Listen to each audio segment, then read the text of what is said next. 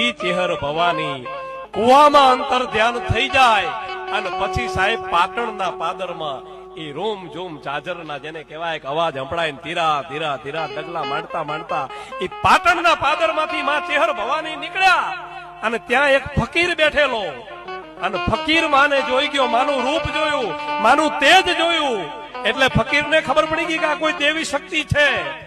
એટલે ફકીરે હાથ જોડ્યા કે માં, હું આપને ઓળખી ગયો છું, પણ પાટણની બજારમાંથી નીકળતા નહીં હો માં. તમે પાટણની બજારમાંથી નીકળતા નહીં કે કેમ?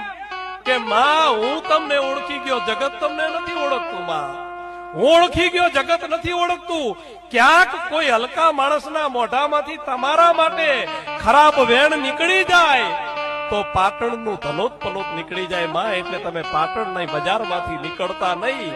અને ત્યારે માં ચેહર ભવાની એટલું બોલ્યા કે હું તો પાપીઓને દંડ આપવા માટે અહીંથી નીકળી છું, કે અધર્મનો નાશ કરવા માટે નીકળી છું.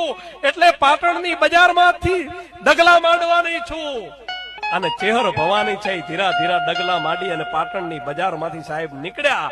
અને ત્યાં કોઈ હલકા માણસથી ચેહર ભવાનીનું તેજ જીરવાયું નહીં અને એના મોઢામાંથી કઈક ખરાબ શબ્દ નીકળ્યા.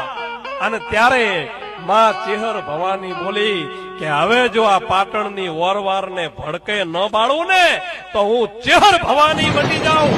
અને તેની લાગી હતી જળ જળ જળ જેને કહેવાય પાટણની આખી ઓરવાર હળગવા મંડાણી હતી સાહેબ. અને ત્યાંથી